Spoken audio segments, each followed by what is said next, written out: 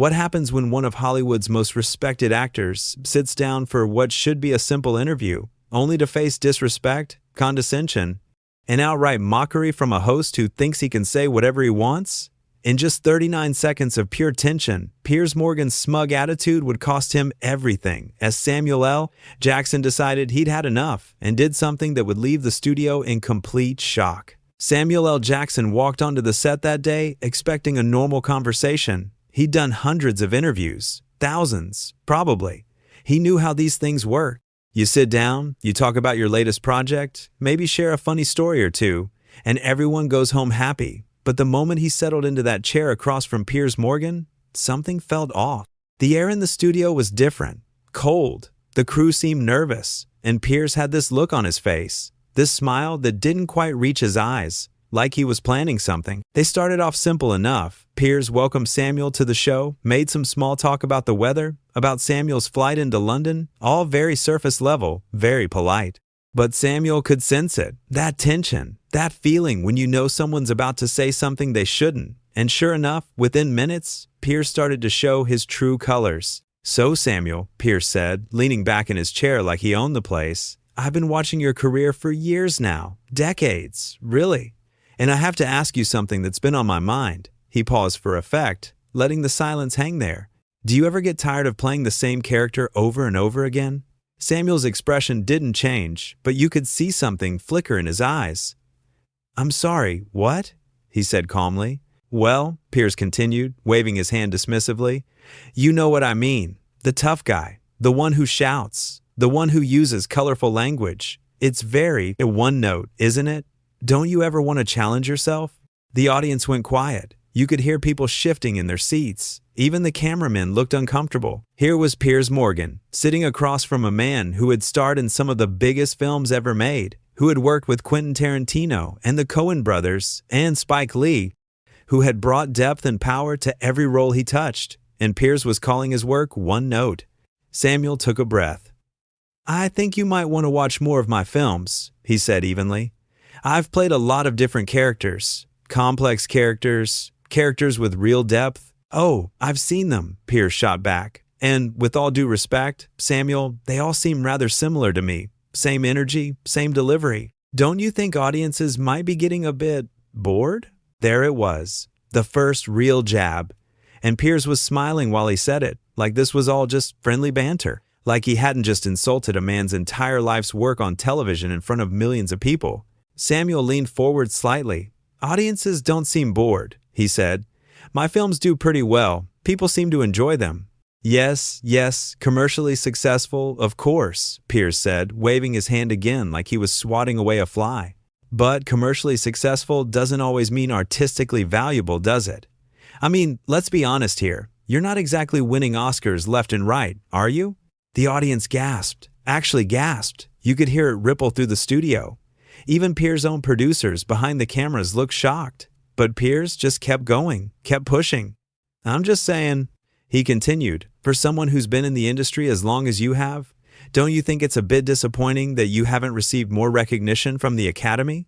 Maybe it's because you're always playing it safe with these action roles instead of really stretching yourself." Samuel sat there for a moment, completely still. His jaw was tight. His hands were resting on the arms of his chair, but you could see his fingers pressed down just a little harder. He was thinking, calculating, deciding how to respond to this man who clearly had no respect for him or his craft. "The Academy doesn't define my career," Samuel finally said, "and I'm very proud of the work I've done." "Are you though?" Piers asked, tilting his head. "Because from where I'm sitting, it looks like you've been coasting on the same persona for 20 years. Same tough guy act. Same angry shouting. Don't you ever want to do something different? Something better? Something better." Those two words hung in the air like poison. The crew was frozen. The audience was silent. Everyone was waiting to see what Samuel would do. Would he explode? Would he match Piers' energy with his own fire? Would he shout? But Samuel didn't shout. He didn't raise his voice at all. Instead, he did something much more powerful. He got very, very quiet. "Let me ask you something, Piers," Samuel said softly. "How many films have you been in?" Piers laughed, but it sounded forced. "Well, I'm not an actor, Samuel. I'm a journalist." "Right," Samuel said. "You're a journalist. So you talk for a living, you ask questions, you give opinions. That's your job. Yes, Piers said slowly, not sure where this was going. And how many years have you been doing that? Samuel asked. Oh, many years. Decades, really. And in all those years, Samuel continued, his voice still quiet, still controlled, have you ever stopped to think that maybe, just maybe, you don't know everything? That maybe when you sit across from someone who has dedicated their entire life to a craft, who has worked harder than you can possibly imagine, who has earned the respect of their peers and their audience, that maybe you should show a little respect yourself? Piers opened his mouth to respond, but Samuel held up a hand. No, let me finish, Samuel said, because I came here today thinking we were going to have a conversation, a real conversation. But instead, you've spent the last several minutes trying to tear me down, trying to make me feel small, trying to get a reaction out of me for your ratings, and I'm not going to give you that. Samuel, I think you're being a bit sensitive, Piers said, trying to laugh it off. This is just a discussion. I'm allowed to have opinions. You're allowed to have opinions, Samuel agreed, but you're not allowed to disrespect me.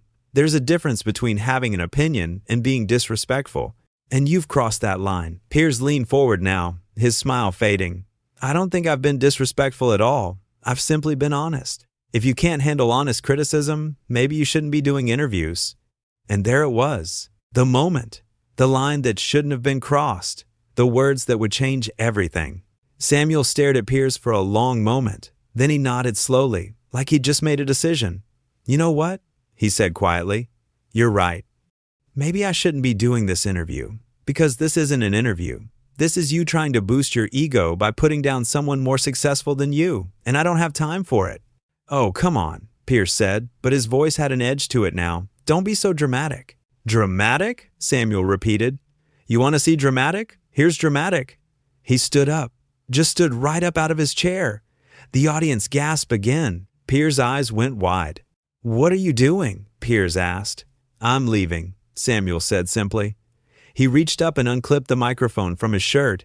I came here to talk about my work, to have a real conversation. But you're not interested in that. You're interested in tearing me down to make yourself feel bigger, and I don't play that game.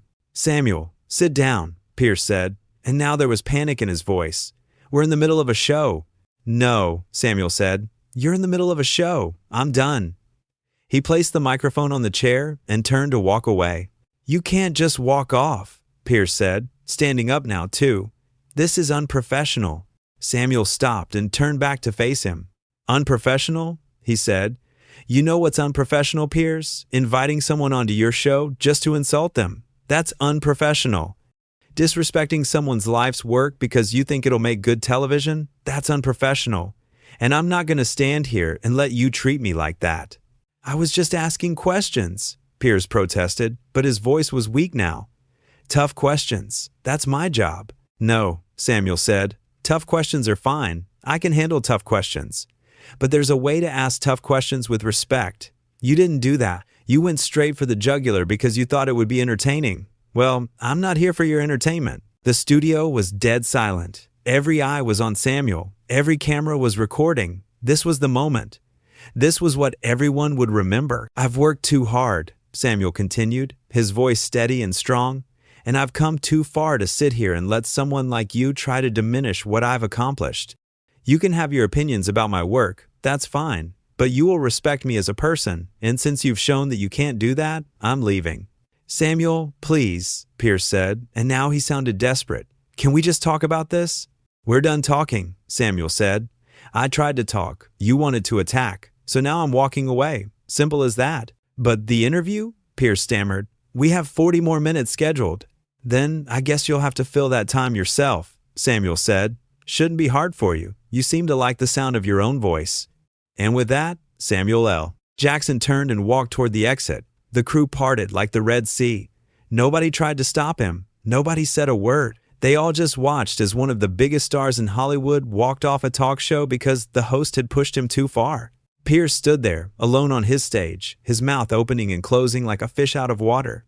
He looked at the cameras. He looked at the audience. He looked at his producers in the booth who were frantically gesturing at him to do something, save the show. Well, Piers finally said, trying to compose himself, that was unexpected. But the damage was done. Everyone in that studio, everyone watching at home, everyone who would see the clips later, they all knew the truth. Piers Morgan had let his ego write a check his show couldn't cash. He'd pushed and prodded and insulted until he'd driven away his guest. And now he was standing there, alone, looking small and foolish and exposed.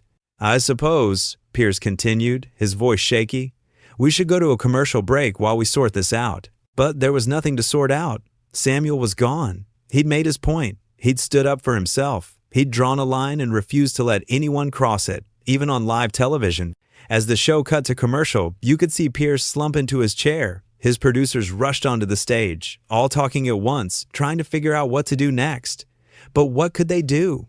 Their guest had left. Their host had been humiliated. The interview was over.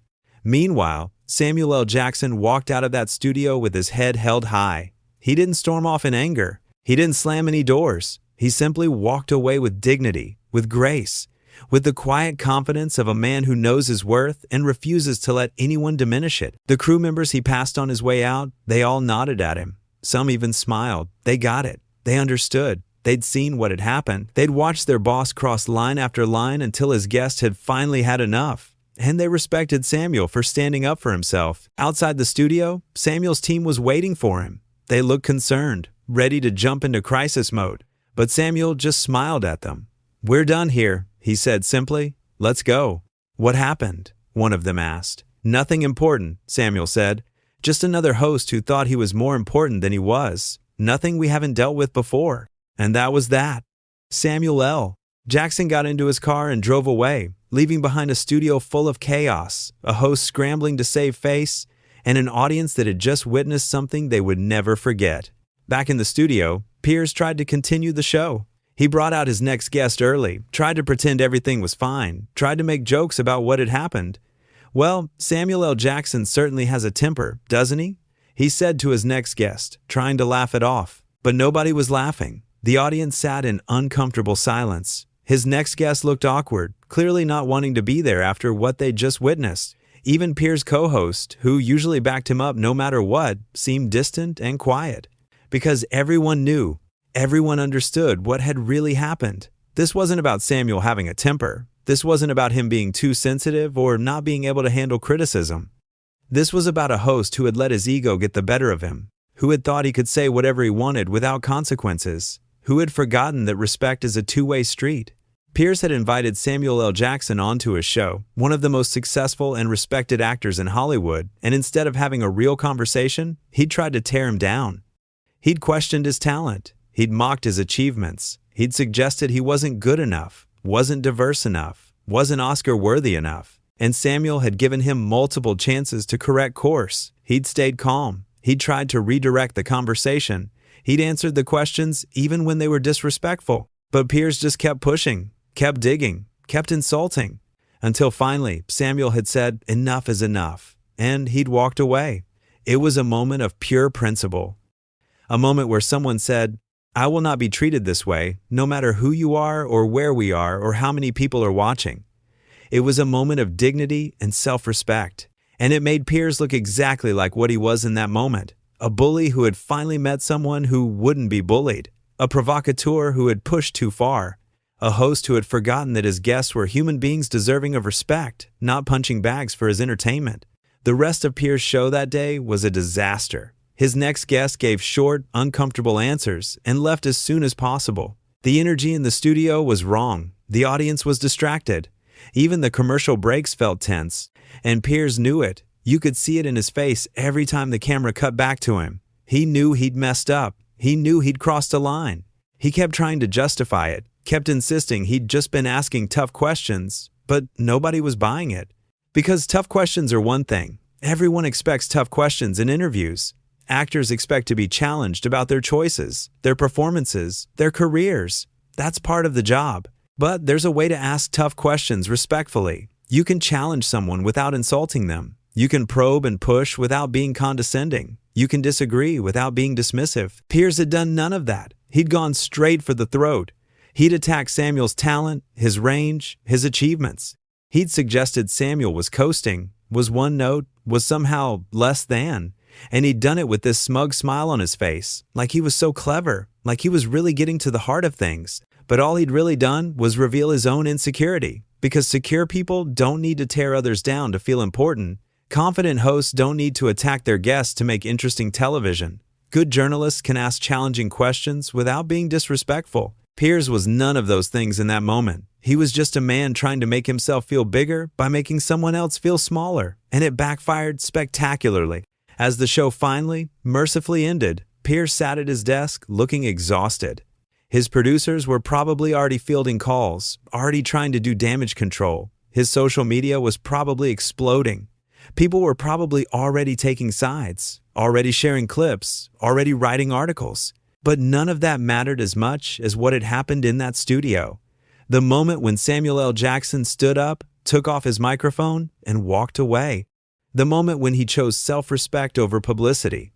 The moment when he showed that no amount of fame or platform or audience gives you the right to disrespect someone. Samuel didn't need to shout or curse or make a scene. He didn't need to match Piers' energy or get into an argument. He just needed to say, "I'm done," and walk away. And somehow, that quiet dignity was more powerful than any angry outburst could have been. It sent a message, not just to Piers, but to everyone watching.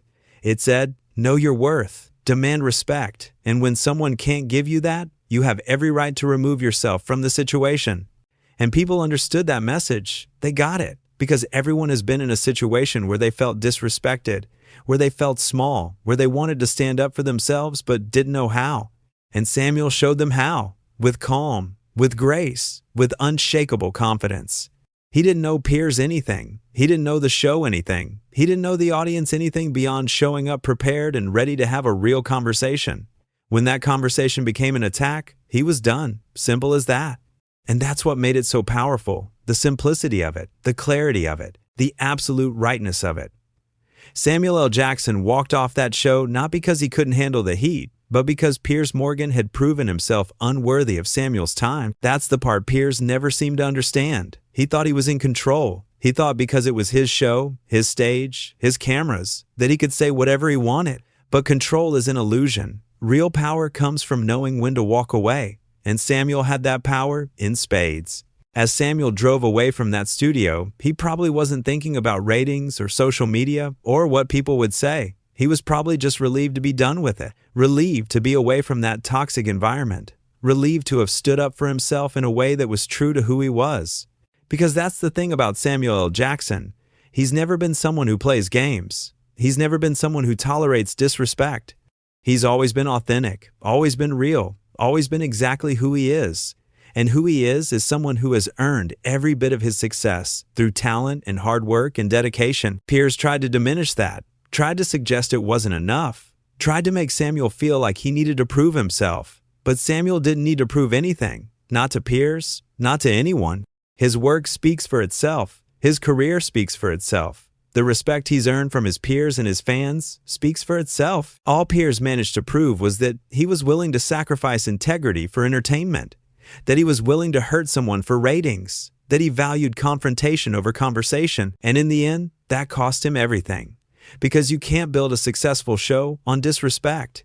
You can't build trust with an audience when they watch you attack someone who doesn't deserve it. Samuel L. Jackson walked off that show, but in doing so, he walked away with something far more valuable than anything Piers Morgan could offer. He walked away with his dignity intact. He walked away having shown the world what it looks like to stand up for yourself. He walked away as the hero of the story. And Piers? Piers was left sitting alone on his stage, scrambling to explain what had just happened, trying to save face in front of an audience that had just watched him reveal exactly who he was. An entitled host who thought he was untouchable, a man who learned too late that everyone has a breaking point. And when you push someone as strong and as self-assured as Samuel L. Jackson to that point, they don't break. They simply walk away, and they leave you looking very, very small.